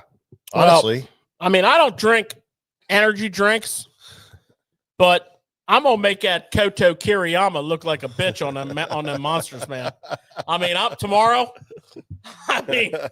I'm coming out of the gate. I don't even smoke cigarettes. I'm getting unfiltered Pall Malls and a freaking 12-pack of high sugar monsters and a bag of smelling salts. And I'm coming out of the gate with if I go to go from this point to that point, I'm going to see if I can do 70 on the way. I mean, the boat's going to be coming off plane, and I'm going to be casting. I mean, you got to hit 1,400 points. I mean, did you see an aerial picture of that place? No. There's literally 100,000 points on it. So that's what they're focusing on. Yeah. Yeah. They're just running points and, Yeah. And that's a timing thing. Well, with those points. Yeah. Ike said Ike caught two double, a 4-pounder and a 2.5-pounder, and he made one more cast and left. And he said, you have to go to the next You got to one. collide. You got to rotate. You got to just collide. keep going until you run into him. And you just got to keep that's moving. Tough. And then, he just. His next stop he made, he caught him on every single freaking cast. Yeah. Yeah. Now they weren't the right fish, and then he kept moving. He just never ran into the big ones. He was dialed in. He just didn't get that big bite. Now, okay, you're in 50th place with 18 pounds. You can't even, in most cases, you're not even going to be able to go back to what you fished today because those fish are here and gone. Yeah. Their address is Herring, USA. Yeah. They're called pelagic. You know what pelagic means? Pelagic is like offshore. Like a tuna is pelagic. Tuna don't swim from here to like South America for something to do. They're eating something on the way. They're chasing something. Tuna swim. Well, and the herring are moving. Yeah. They're just constantly. They're following the plankton. For our listeners and viewers out there, pelagic. You don't just learn these words on any other channel. I'm just telling you right now. Yeah, well, that's what a herring is, a pelagic animal. It never sits still. It just keeps going and going. And it's just going around. And if it coincides with the right fish and the right timing, you just whack them. Now, I do want to say this, guys. There's other patterns in play. Oh, yeah. And I'd like to point. My boy, Drew Benton. Oh, no doubt. 20 pounds today, sight fishing. I'd like to point that out. But here's another thing I like to point out. Not every part of the lake has a herring spawn. And not all the fish just go, herring? Yo, I hear there's a herring spawn down on 4th and Union. Let's roll. Now, there's brush piles. I mean, there's an army of South Carolinians that have built. I mean, they must work. They gotta be union to build this many brush piles. And those fish use those brush piles. Yeah. Now they're not using those brush piles when there's herring spawning, but they're using brush piles. Yep. So if you get one of these guys that's not chasing them spawners, or let's say it gets sunny, Yeah. you're going to see them scopers get on them brush piles and do work. They do cane piles down there. Tons of Yeah. canes piles. Yeah, because it doesn't rot as quickly. Yeah. And you don't get snagged in it as bad. Yeah.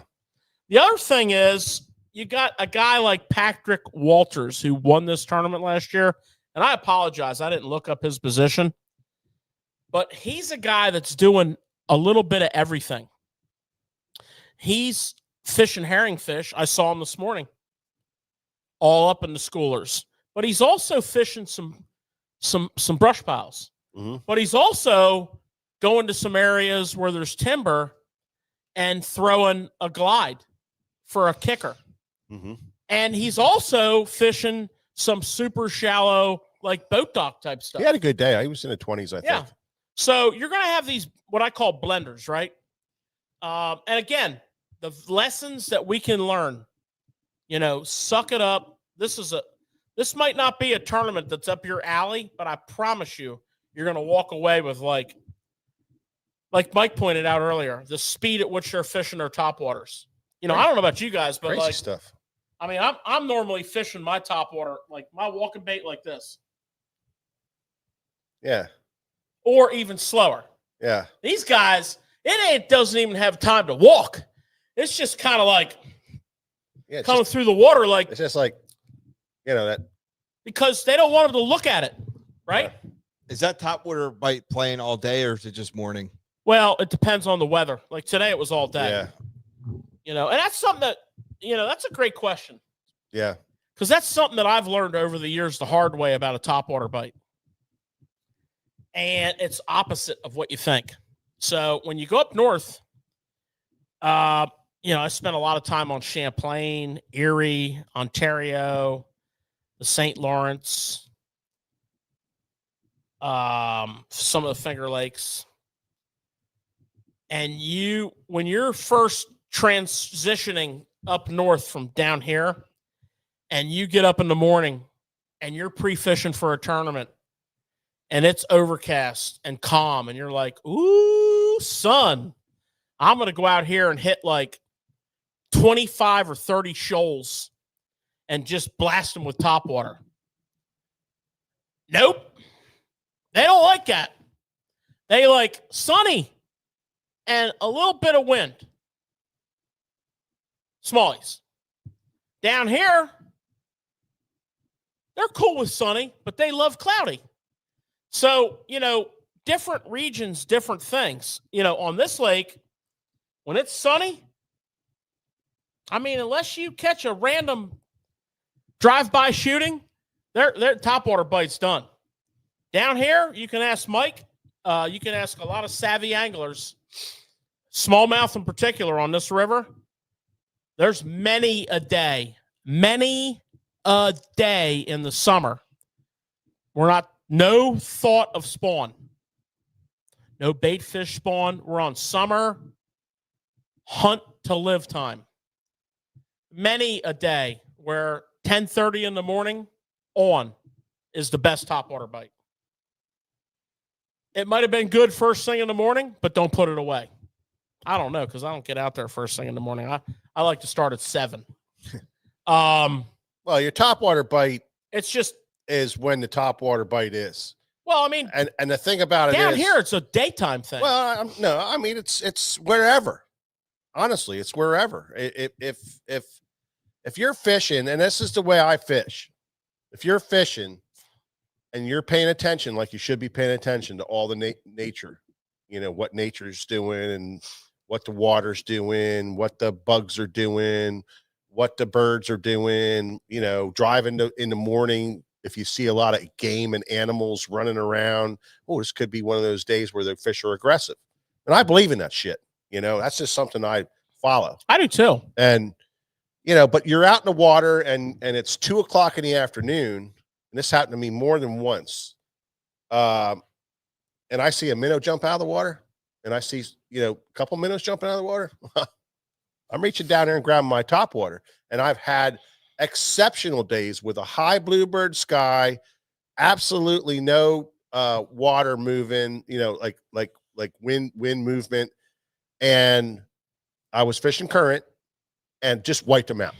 Absolutely annihilated them from 2 o'clock till 3 o'clock when our trip was over, and it was the most unbelievable finish of a day that we ever had. And I did that more than once on more than one occasion.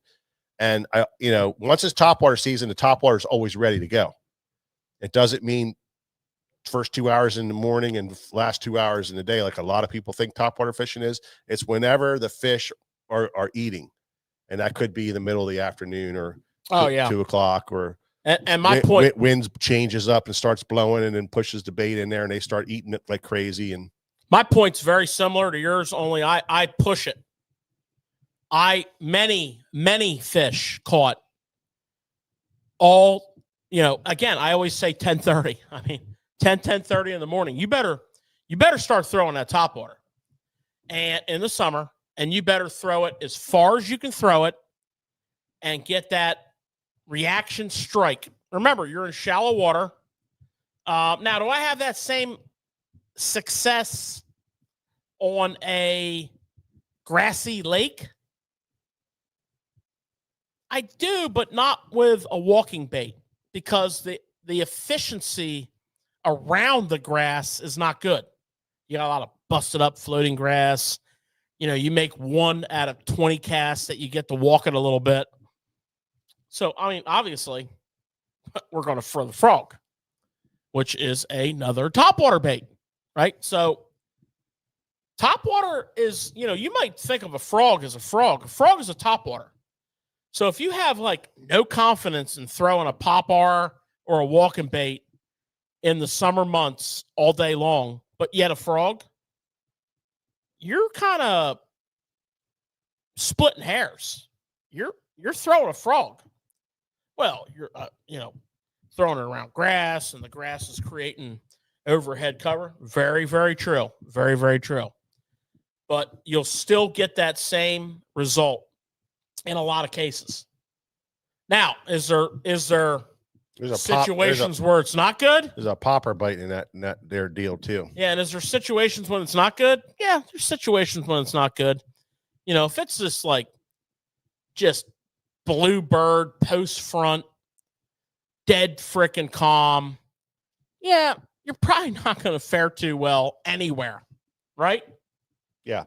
So, but we had, post spawn, fish are just kind of like coming out, getting on the edge of the grass and sitting there and feeding up whenever they can. One of the things we do is break out the poppers. We get the Don Ivino Splash It, the Rico, the Ken Pop, the old school Ken Pop. We bust that out for you guys that know about the Ken Pop.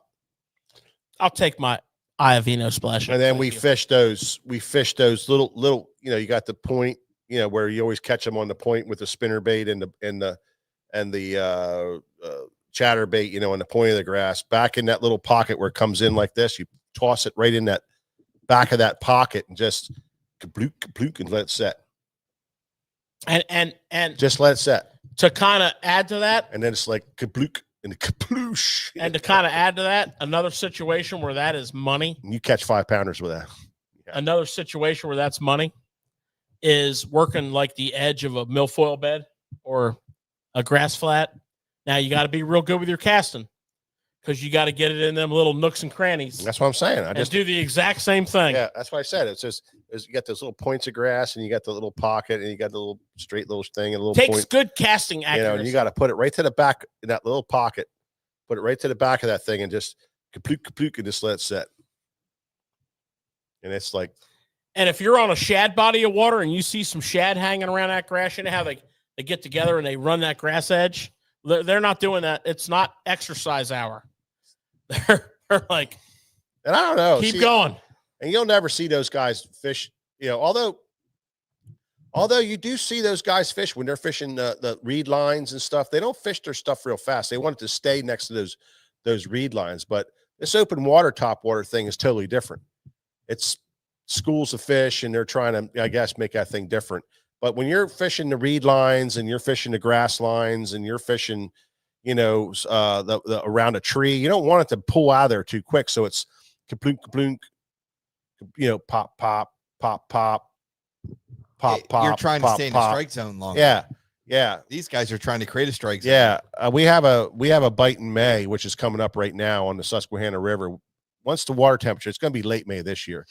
You get that early bug hatch, and they call it I call it the Draconia, because I don't know how to say the scientific name. So in my mind, it's the Draconia hatch, and it's like a white fly, but they're a little bit smaller, and it's not as thick, but it comes off. And those fish, in the spring, they're feeding like this. They're feeding down. They're feeding on whatever's close to the bottom, the minnows and stuff swimming along the bottom, because the minnows aren't aggressive. They're cold. They're not moving around a lot. They're hanging on the bottoms, and they're kind of tucked away and stuff. And the crayfish starts coming out, and they're feeding down on the crayfish because, man, they haven't seen them for a while. They start coming out of the mud. They start feeding up on them. But all of a sudden, these bugs, start coming off, and these fish are they're still kind of feeding down. It might be 2 days of this hatch going off. Then all of a sudden, they start going, the hell is that? Look at all them freaking things. And they start coming up, and they start sipping. They start sipping these bugs off the top. Pretty good. And this is where awareness of fishing, Nick, comes into play, where you're aware of your surroundings and you're aware of what's going on. And you start seeing these little sips, what you think are little bluegills, or you're thinking it's a little shad or something coming up. You think it's shad dimpling. Well, throw a popper over there and go bloomp, bloomp, and then let it set and let it drift. Just let it drift with those bugs with a feather on the back. Let that thing, and you see what happens. I mean, I can't tell you how many great days I've had, catching big ones, like giant ones, post spawn. They're laying out there. They're done. The bugs finally got their attention, and they start facing up. It's money, buddy. It is absolute money, and that happens like middle to the end of May. And water temperature's got to be right, but I've had some explosive days. We're getting there. Dead sticking a popper, man, and letting that little tail just kind of go like that, and it's just, you set the hook, and it's like, oh my god, this 3.5 pounder jumps out of the water. You're like, wow, look at this thing, and it's a lot of fun. It's a cool bite. I'll tell you another cool bite that comes up right after that. The bluegill spawn. And I'll tell you, that pop R is awesome around bluegill spawn. I remember a couple years ago, Mike and I pulled into a backwater on the Chesapeake Bay, and we threw the trolling motor in, and the 360 was on, and I don't even know how many bluegill beds there were. That was the most awesome image of bluegill beds that I've ever seen. Only thing was, we were a day late, $1 short, because the bluegills were gone, and so were the bass. Mm-hmm. But when those bluegills were spawning, that slow, methodical, like pop, pop, and just dead stick. You remember how when you were a kid, your dad would say, "Let the rings disappear."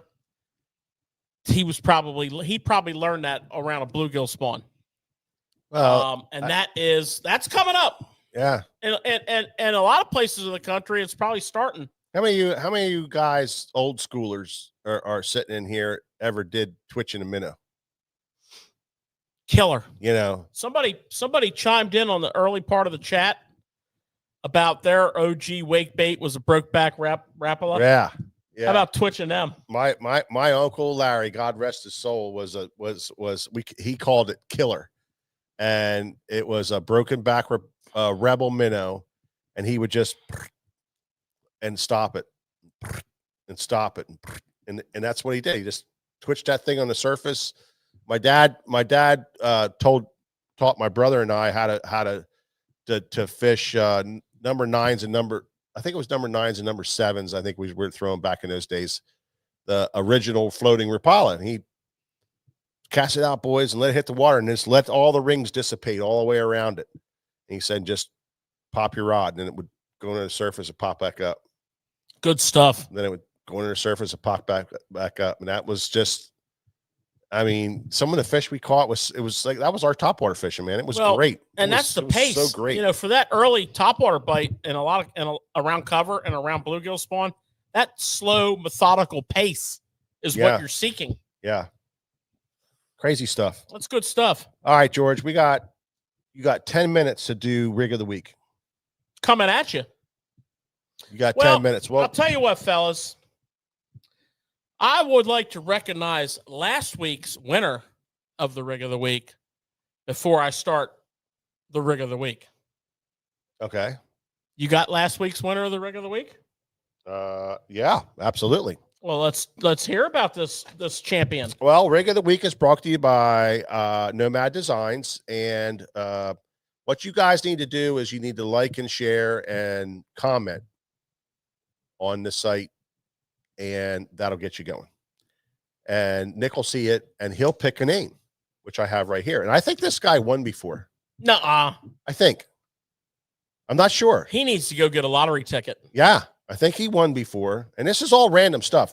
Nick just goes over and he looks at his thing, he puts it in there, and he pulls one out. Hey, if he won before, he needs to get in SummerSlam. Yeah, I mean, he needs to buy lottery tickets, everything. And our winner this week for the rig of the week, $25 gift card to Susquehanna Fish and Tackle or sfttackle.com is Mr. Lane Graves. Lane Graves is the winner of the rig of the week. Lane has been a long time listener. That's true. Day one OG. You know what they say, an A1 from day one. Yeah. So Lane Graves is your winner, and you guys know what to do. Make sure you let Lane Graves know how great he is. $25. $25 up in the house. You can get yourself one of them nice little weight baits. Hold on. You could get a Buka brand bull rat. Buka brand bull rat. Just saying, you could get a Spro Zero swimmer. Yeah. And you could get something else. Yeah. Maybe I would probably get the Spro Zero swimmer in the bone, and then I would probably take my remaining $12 and I would probably, I'm a hard bait guy, so I'd probably get I get a Credge. No. Yeah. Credge. You get a Credge. I'm gonna get a KVD 300 jerkbait. What about KVD Splash as we're talking about Topwaters? Dude, and let me tell you something. When they introduced the KVD Splash, that's a great call. Okay, Lane. That's what I do. We got your gift card spent. Yeah. We recommend the Spro Zero swimmer and bone. Yeah. And the KVD Splash. Yeah. Probably also in bone. Bone or sexy shad. Oh, you know what else they have that I like? They have clear water minnow. Yeah. Oh, yes. Yes, which is like a ghost minnow. Oh, I like that. You know what we're going to do from now on? When we pull the name, we're going to spend the $25 for you. We're going to and then secret shoppers. And then we're going to get your address and we're just going to send it to you. You're not going to have a chance at spending the $25. And you're going to love it. Yeah, it's like Secret Santa. It's a Secret You're Santa. You're going to love it. It's $25. George and I are going to spend it for you. And you're going to thank Nomad Designs. It's going to change your whole outlook on bass fishing. Or if you're not really into that whole concept, I'd speak up quickly. Yeah. Because you never know. Yeah. Sometimes when the show ends, me and Mike and Nick hang out here for a little while and things happen. We come up with some weird stuff. We do come up with some weird stuff. All right, George. All right. What is the rig of the week, George? Well, I'm sure there's some people out there in TV land that are going to say, I stayed up late, till 8:54 p.m. and George kind of punked out on me. But you know what? You're wrong. I'm going old school. Yeah. I'm going old school. I'm going with something that I feel has been relegated to the back of the tackle box. It's been overlooked.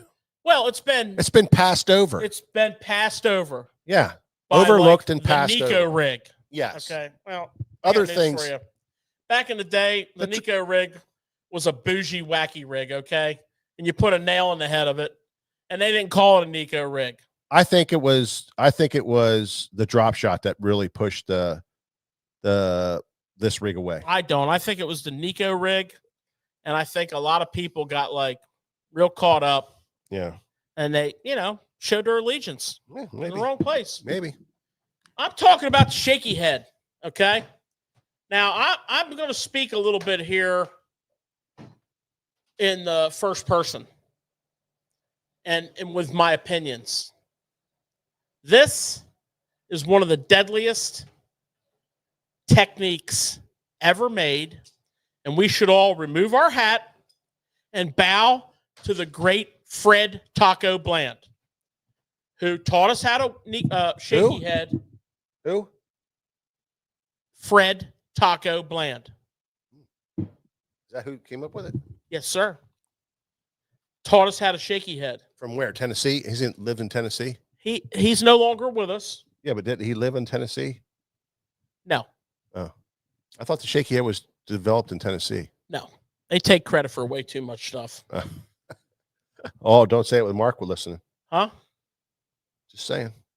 I'm going to give him like Tennessee whiskey and Tennessee shad.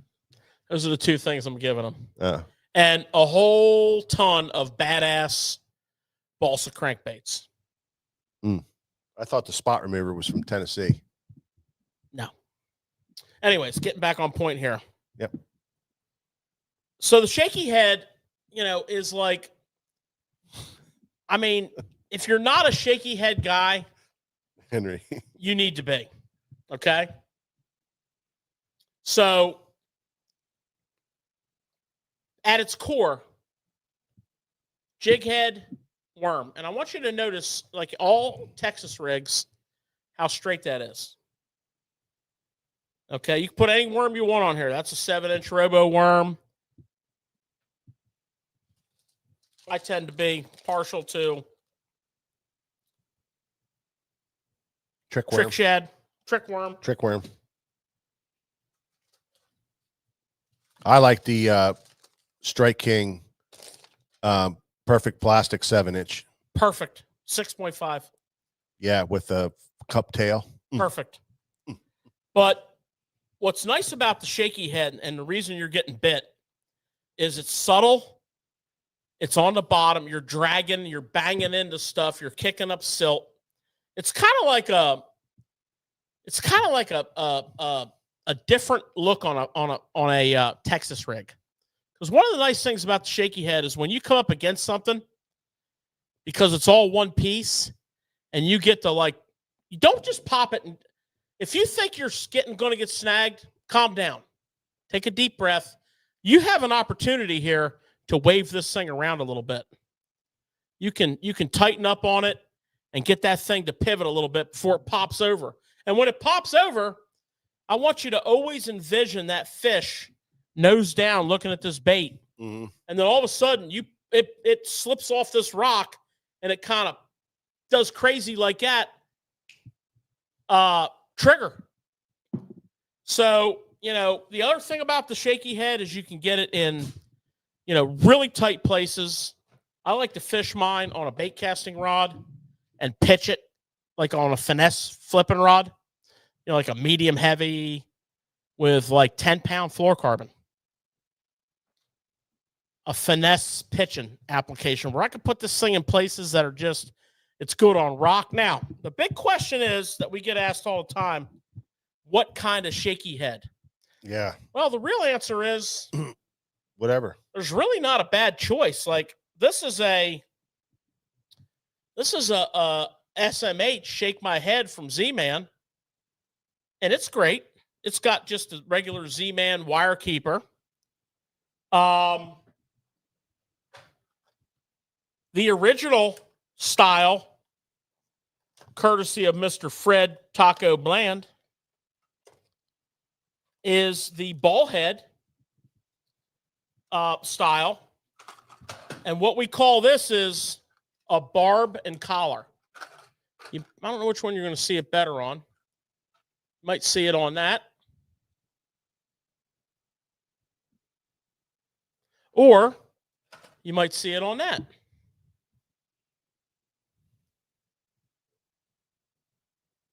Terrible shadows. There you go. See right the there. barb and collar? I like this. This is War Eagle, shaky head. Now, it used to have a Gamakatsu hook, but then Pradco bought War Eagle. And they went venture capitalists on our ass. So, I don't know. It's a good hook, but it's not a Gamakatsu. Yeah. I like a 3.0 hook for 4 to 6 inch worms. But you'll notice, like, this is a 4.0 hook in this Strike King. And Strike King's a Gamakatsu. Strike King is a Gamakatsu. Yeah. And that is good for like a trick worm or another overlooked but very effective shaky worm is the Magnum trick worm, the big boy. Do not, like, if you're a power fisherman or a flipper, don't turn your nose up to the shaky head. This is a powerful finesse technique. You know, I will put the shaky head up against a Nico rig and the drop shot in many of cases where they all are good choice. Mm-hmm. Okay. And, you know, as far as like, I don't do a lot of shaky head fishing. What's the best head for me? You know, there's not a bad head. I want to show you a couple other styles. So you got the barb and collar. That's kind of like what started it. And then these styles came along right afterwards. Yeah, this is early also. And this is the screw lock. But I want you to notice this screw lock. This is a big bite, which is also a Gamakatsu. And I want you to notice that's a bulkier big spring diameter spring as opposed to like a it's probably going to be really hard to see, but the spring on this Picasso football head is a smaller diameter spring. Now, that's not bad. Right. That's flexible. It's good. But where this shines is it's got a little more holding power, but where it really shines is in your bulkier worms. So, you know, one of the most overlooked shaky worms ever is a Senko. But Senkos are soft. You need more surface contact. You need more bite. Mm-hmm. So if you're trying to shaky head a Senko, this is a good choice. Mm-hmm. Okay? Or a big Magnum trick worm. Yeah. So the answer is there's not like a correct or incorrect model. Some are better than others. Now, if you're fishing a lot of rock, the conventional ball head will have a tendency to snag a little more. So you might want to consider the football head, or you might want to consider like a modified ball head. And here's what I want you to look for. Okay.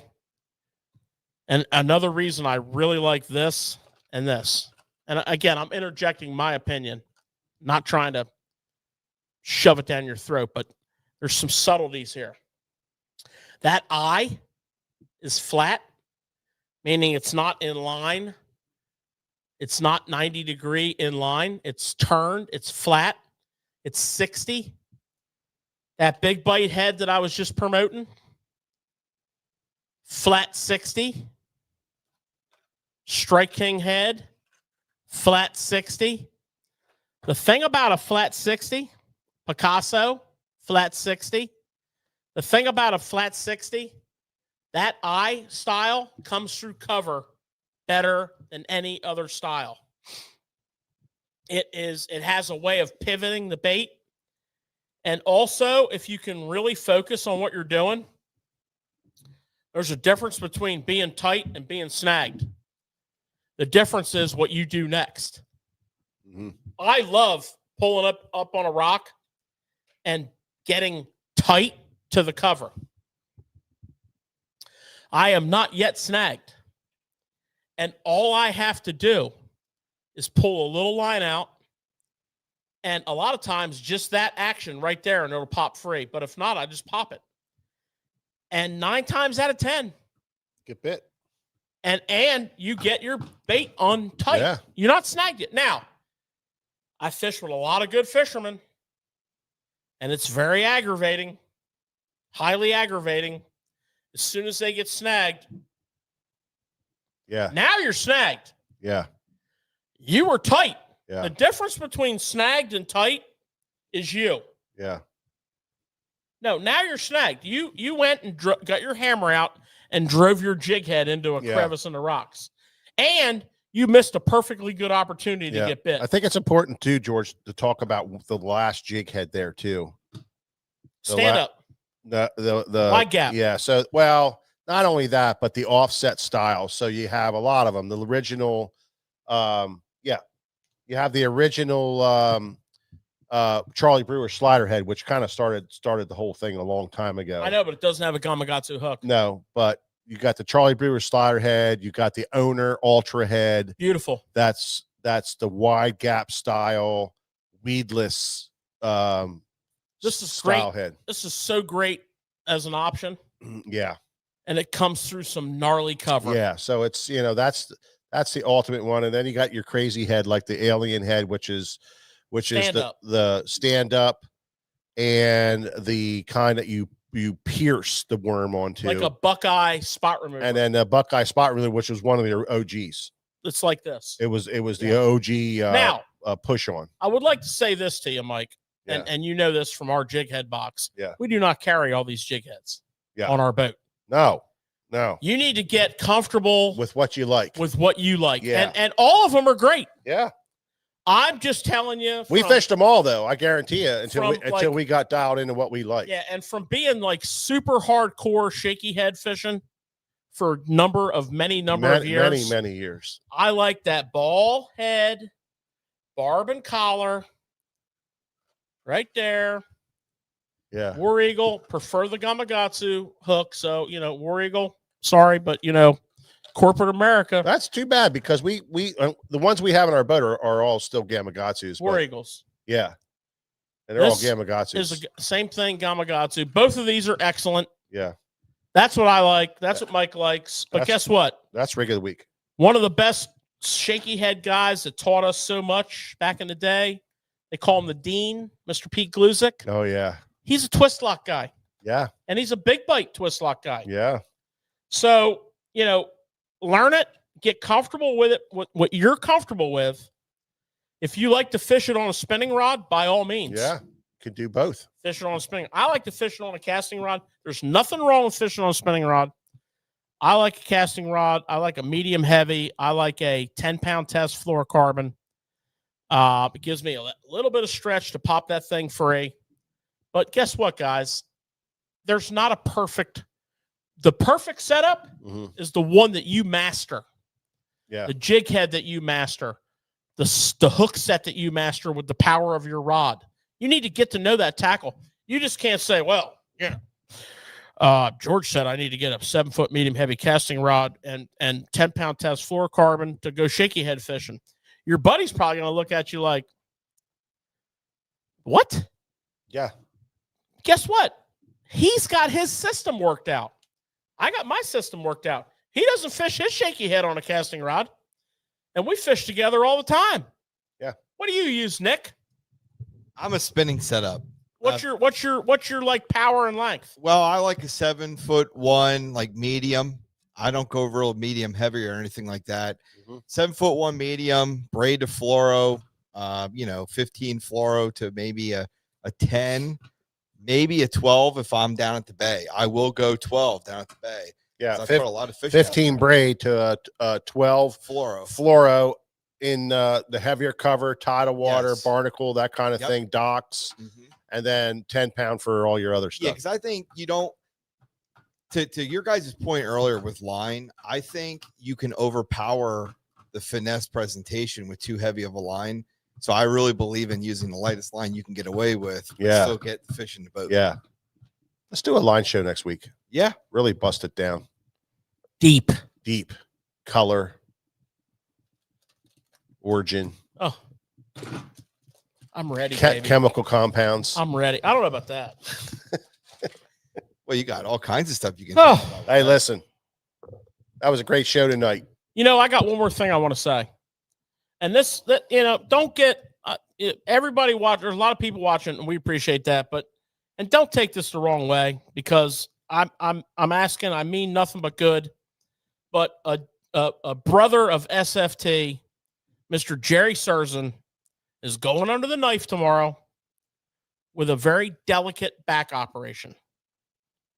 And the doctors feel like, they're going to do some routing and some rotor rooting around a couple of nerve endings. They feel like they're going to save his back pain that he's dealing with.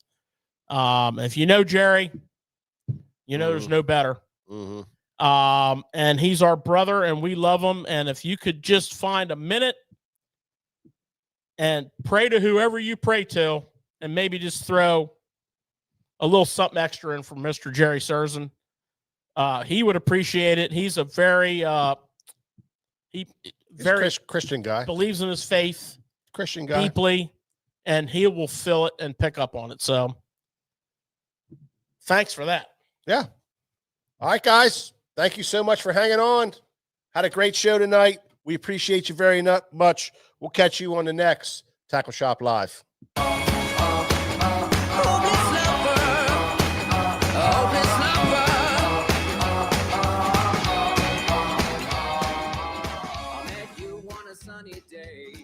Right there, you took my breath away.